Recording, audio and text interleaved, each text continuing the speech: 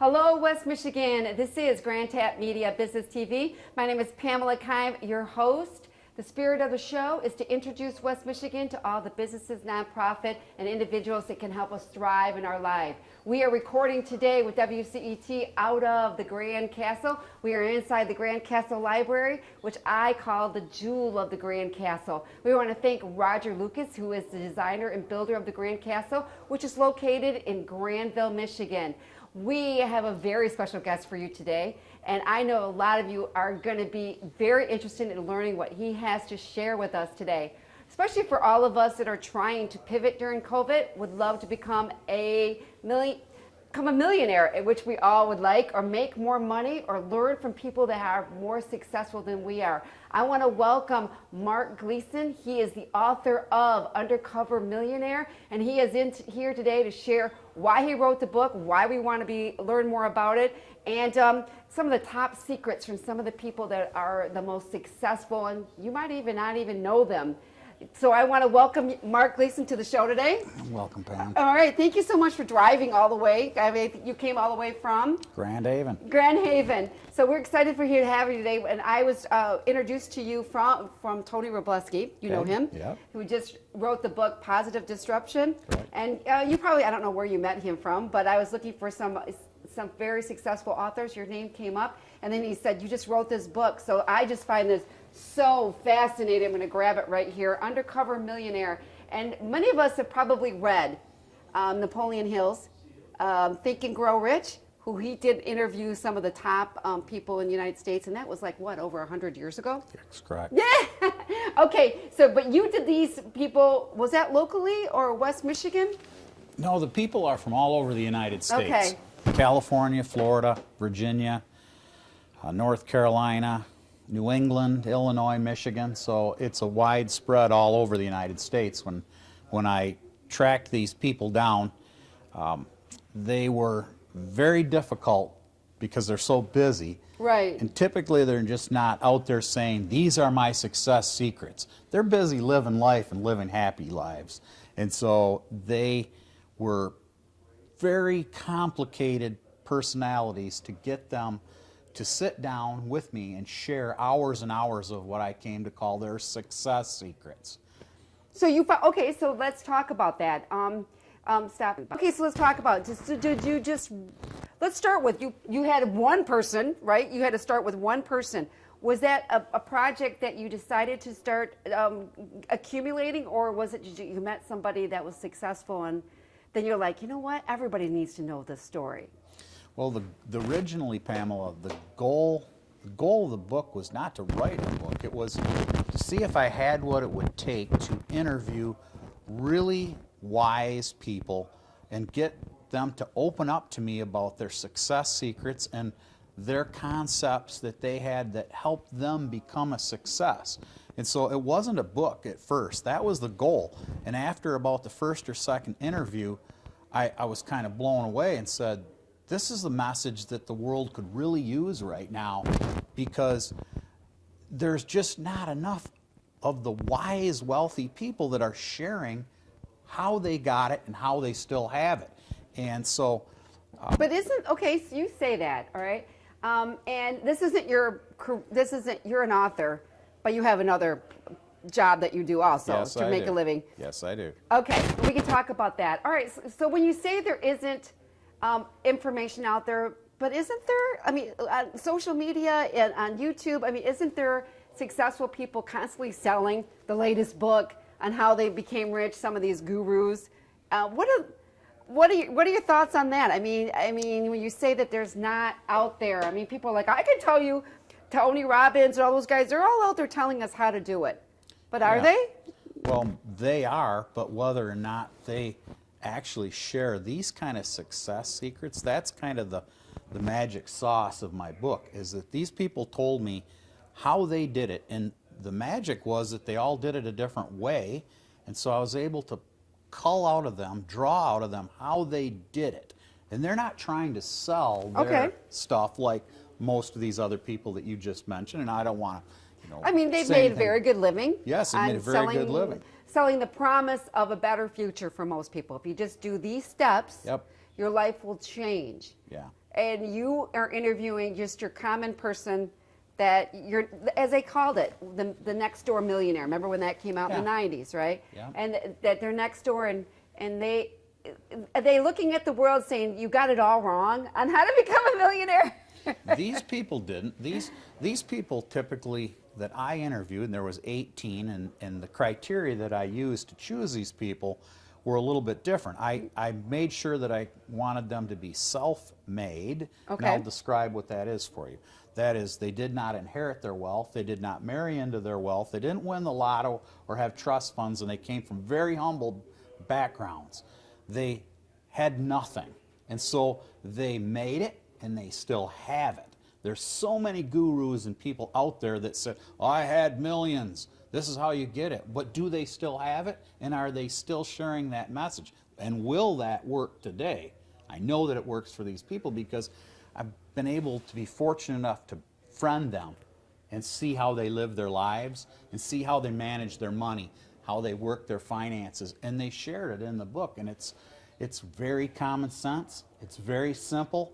It's strategies that I tried to get that would help anybody, just the average person, because they kind of described it as most people fall into what the system wants: debt, credit cards, loans, and the average guy just gets maybe buried in the corner and he can't work his way out of it. She can't work her way out of it. So these people, I went for them. They didn't come selling this message to me. I asked them if they would share. How did you find them? I mean, you say they're all over the country, right? Mm-hmm. And what is there a list of all the millionaires out there that you could? How did you find them? I'm a seminar junkie. I go to seminars all the time, all over the place, and I try to pick what I think are the most interesting individuals with life stories that are really great. And these people had stories that were mind-blowing. The last third of the book, I tell each one of their life stories, and they had to sign off on the story. So it was actually their roadmap of their hard life story that got them to be so successful, so wealthy, so healthy, and so happy. That's the really cool thing of this, is that these people are really happy people. And that's a big misnomer that wealthy people aren't very happy. They're all miserable because they're living in $1 million home alone, right? And a lot of them still live in normal houses, in what you might call normal middle-class neighborhoods, and they're living right next to you and you had no idea. But now they've shared their story of what they do and their processes. And so in choosing these people, I asked them all the same 40 questions about success and failure. And I asked them, in particular, I was looking for the commonalities, similarities, habits, patterns, traits, maybe their methods that they use to become so successful. And I found that they all had 3 of the same characteristics. All right. And everybody wants to know what those 3 we all want to know, right? What Okay. are the 3? Okay, here they go. Okay. The first one, and it's the first chapter in my book. Do they have blonde hair? They don't have mom. They all describe it as this: the miracle of hard work. Oh! Nobody wants to hear that. Oh, no, everybody wants the pill. In 90 days. And We I'm want gonna it in 90 days. It does not work that way. That pill does not exist. How about the 10,000 hours? Does that work? The 10,000 hours works as long as you are serious sooner, and it's the first 10,000 hours of your working career. Okay. Is that crazy? Get serious sooner. Yeah. Doesn't matter how old you are. Now, people ask me, well, what's the best age of somebody for this book? And I say, the younger generation, about 18 to 80. So, okay? Good. So, now, let's go back. The miracle of hard work, that's the one commonality that they all describe. Okay, all right. Nobody wants to hear about hard work. What does it mean by, because you could be spinning your wheels and what's hard not work? being effective. How do you know what work that is? They call it this. You get there earlier, you work later, and you outwork everybody in between. How about that? That's your hard work. Oh, what does that mean? I know. What does that mean? That's Okay, really well, we'll get to tough. that in just a minute. So in my career, the career that I actually have, and we said we'd talk about that. Yes. I'm a realtor. I've been a realtor for 39 years. I've seen every peak, every valley, and I'm still standing. I'm still a realtor. But there's 5 things I do not discuss with my clients. Okay? Let me tell you what they are. Politics? Politics, Money? religion, Okay. your money, your spouse, or your ego. Everything else is on the table, but don't talk about those 5 things. Ego? Your ego. I don't get into your ego. I stay away from that because Why? well, because it turns people away from me, and I'm trying to get people towards me. Okay. If I get into your ego, it doesn't work. So, Okay, so we just talked to my office. So my conversation with you, was that okay? was completely okay. Completely okay, but we're not going to talk about that. Okay? No, no. Okay, so, But well, at least I want to know when I met. Well, I want to be honest. I just met you, Yeah. right? Coming into my office. Yeah. We had to start in a conversation, which led to another conversation, Yep. led to the conversation, and we ended up here, right? Okay, that being said, I mean, did I if you were to judge me when you first met me and I had don't. some of the conversation, you're okay with I'm what we... completely okay because I wasn't at your house to sell it, and I wasn't selling you a house. We were just being friends, and we just met.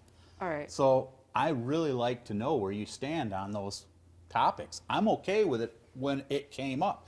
But when I'm at someone's home, I try not to discuss politics, religion, your money, your spouse, your ego. Everything else is on the table. Whether that came up in conversation, some people bring it up and I'll talk about it. I just try not To give your opinion on to it. give my opinion because people get crazy. Okay, disclaimer, this is not a religious book. The number 2 common characteristic behind hard work, number 1. Number 2, these super wealthy, wise people, they brought it up to me. They have a belief in a higher power. Wow. Some called it religion, some called it God, Christianity, or let's call it faith. But I call it in the book a higher power. And they brought it up to me. I didn't bring it up to them. And they said it guides every move that they make. Is And it I'm- thought? Is it thought or is it actual? Okay, let's It's get very into that. deep and it's personal. Okay, yes, I understand that for everybody. But when they were talking about a higher power, higher religion, was it like affirmations? They left it to God. You know what I'm saying? What process did they? They all had, Pamela, they all had it different. Some would go to God with every decision that was important to them. Okay. Some would ask for divine intervention if they had a real tough decision they had to make. Some just said that there is a higher power that guides us. And again, I left that alone, but that is a common trait Sure. of the 3. Now, the 3rd common trait is the ability to delay gratification until later in life or later. They are able to put off what most of us can't. Most of us we got to buy that today. We got to have that today. My friend had it, so I have to have it. They have this uncanny ability to delay till later. Now that brings me to 2 points. And I became, knowing these people and how they ran their finances, I called them economizers. Kind of a miser, only an economizer. These people are really hardwired different than the vast majority. The vast majority of people are not like these people. These people are really good at saving and really good at not spending. They said most everybody else is really good at the opposite. They're really good at spending and not really good at savings. And they said, you got to re-hardwire your whole mentality. Get the blue from the red and get the blue to the blue and the red to the red. Get really good at saving and get really good at not spending. And then they took it to the next level with me. They said, sell everything you don't need and get to investing, which brought them to... All right. It brought them to points where I just kind of said, I would sit back in my chair and say, why is the school not teaching this? Okay? Sell everything you don't need. Yes. All right. So we have I guess as we get older and we have, I enjoy golfing, right? Yep. My husband and I do. We have a membership at a golf club. We give us a lot of joy. Yep. We don't do a lot of world traveling, but we like our summers in the golf. Where do you find the line? It's kind of like, to me, sometimes some of these systems that they have, it's kind of like decency. You can't put it down in words. You can't regulate it, but you know when somebody's crossed it. And when you talk about gratification and waiting, is it never going out to eat, or is it never buy? You know what I mean? Not buying your friend a cup of coffee, because we know with the friends that have deep pockets. So which is it that we can? How do they justify? How do they do it? I'm always wondering. They brought me back to their earlier lives when they were a little bit younger. Now the what I call the million experts are anywhere from the age of 33 to 76. The millionaires that I interviewed. And they said that this economizing thing, to go to your question, starts early on in life. Let's say, for instance, what kind of a vehicle did they drive when they were younger? Most of them drove the same vehicle for 15 to 20 years because they could make repairs cheaper than they could make payments. So many people get trapped in this making payments and never actually owning their vehicle because all they're ever doing is paying for it. And it's that way with everything. What can you do without till later? Now, every one of these people have expensive cars. They just don't drive expensive cars. They have them. Okay? What does that mean? You just have them in your garage? They do. They enjoy that as saving. That's kind of things that they do, is they have expensive cars, but they maybe drive fairly normal vehicles. Because they don't want to draw attention to themselves? Nope, or? nope, not. It's not really that. It's just what's always used practical for them over the years, and so they stay to their same routine. And I didn't see many of them change that. And they all talked about in their earlier lives how they drove the same vehicle for 20 years, and they just kept fixing the old thing and kept it going so that they could use other sources of their money to other things. Now, that kind of takes us to the focus on their finance, because that's where a lot of this book is what are you doing with your money, okay? One of the guys told me, you'll never have more until you learn to save more. Nobody really likes this saving idea, but it's a big part of the book. They had kind of a 10-10-10 principle. Save 10%, invest 10%, and donate 10%. Another characteristic of these people is how much they give away. They're huge, huge in tithing and donating, and they do it all very quietly. I had to beat it out of them of how much they're donating. Correct. One of the guys donated an entire building to a charity that he supports and backs. Others just giving thousands and thousands of dollars to help people in need all around the world. And you think these people are just not, it's just all to keep it all to themselves. Right, It's just, they're hoarders. It's just Yeah. the opposite. They are helping people all over. And that's really kind of a good feel that I got from these people, that you think, wow, really, you have all of that?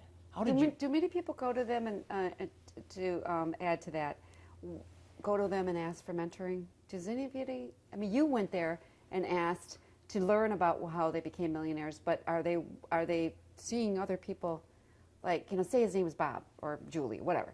Julie, Bob, can you teach me? What can I do to get 5 minutes with you? Because you got a whole interview with them for 40 questions. But if I were to meet them, let's say I read the book and I said, I'd love to meet this person. I mean, are they willing to share on how they did it? I think that they all would share.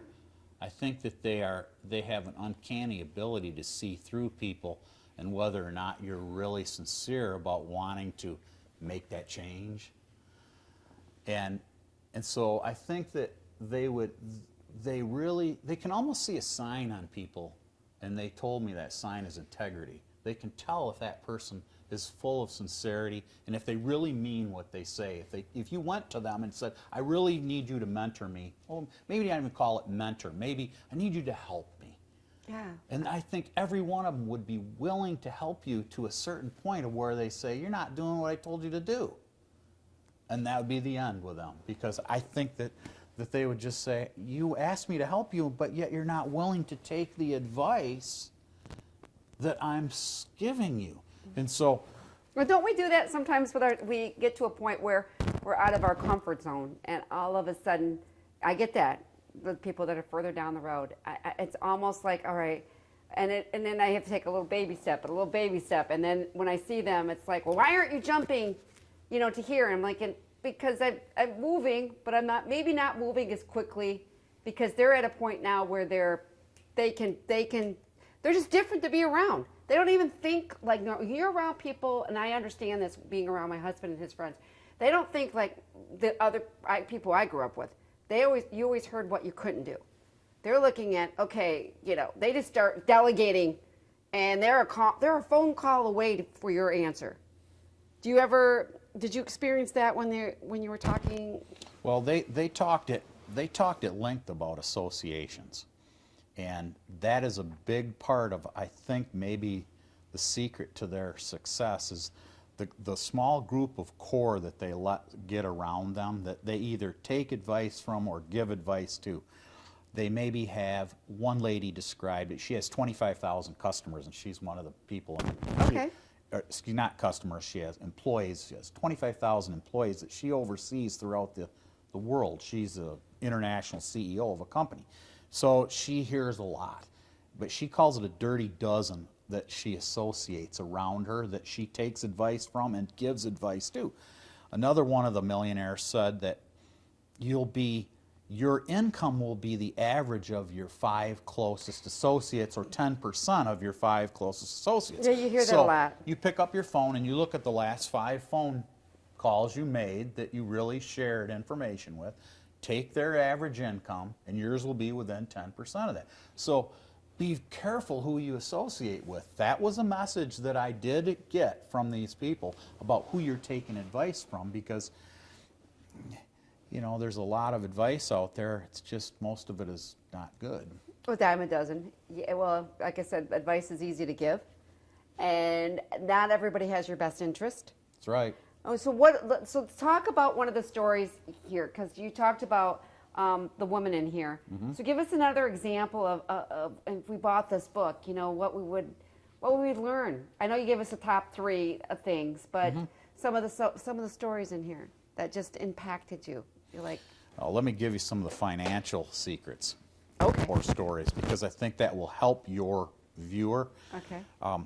Save a dime out of every dollar. They pounded that to me. They said, one guy had a message. He said he has a giant jar, and every time $5 comes through his hand, it goes in that jar, and within about 5 years, he's got $50,000. He said, you cannot imagine how many $5 bills flow through your hands that go here and go there and go everywhere. Another guy said for the first 20 years of his actual working life, he saved 50% of every penny he made. He saved 50%, and he invested it all into the marketplace.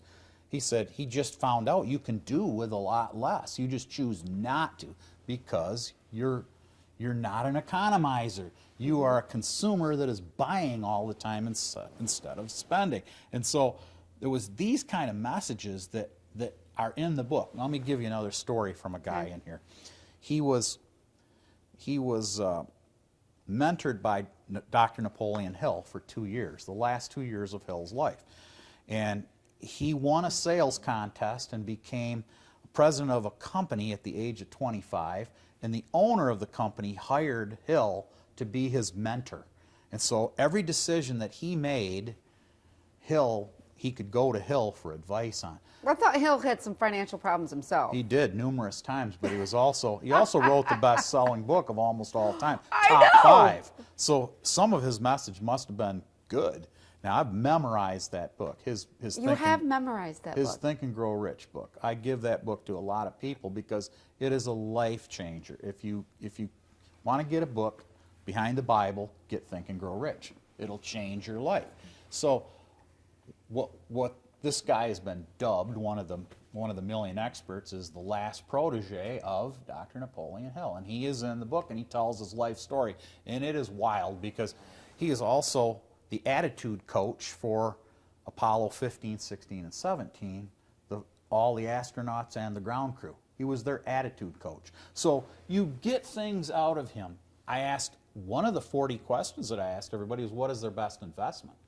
That's in the book. Getting their best investment. Now, some of the answers were the investment I made in myself and my family, my education. Others said my 401k. Others said I bought Netflix stock at 12. I mean, it's that would have been 600 nice. a day. So these are some of the people in the book that share things, common sense things that everybody could learn from. And so I like to say, you won't get this information anywhere else if you don't have this book, unless you want me to mentor you, and I'm not one of the million experts. No, okay. So now that you've received this book, wrote this book, you've been hanging out. What did you get by interviewing these people? Because Napoleon Hill did struggle, even though he was around the most bright. Yes. And Yes. He talks about that. I think he wrote, wasn't it the Devil, Interview with the Devil, or Yep. what was it? I read that one. Yep. And had no idea of the struggles that he had. But even people say, the book is, yes, they recommend the book, but I wouldn't really go as far as following Napoleon Hill because he had so many struggles. All right. Did any of them read the book before they became millionaires? Yeah, Did any of them? Probably half of them mentioned it. There's suggested reading in the book. Each one of them gave me lists of books that they would suggest that you would read, and probably half of them suggested that book. The list that they all gave me is in maybe chapter 38, 39. You find it in there. Their suggested reading. What they took from their childhood until today. Now, these people are avid readers. These people, that is one of their secrets to success. They're sedulous. They do not stop being disciplined and dedicated to getting more knowledge. Readers are leaders. You've got to learn to earn. It's just the basics in life. So every one of these people that I found, and I worked my way to let them tell their stuff. They let me tell their story. They were all heavy readers. Now, it's up to you to what you do with that information. Like you talked about all of Hill's magic in his Think and Grow Rich book. There's still lots of stuff in there that is very common sense, and that's what I tried to get to and get from these people to put in the book of how did they do it. Now, they all did it a different way. Right. Their success, none of them did it. They didn't all make it in real estate. They didn't all make it in stocks. They didn't all make it by selling their business.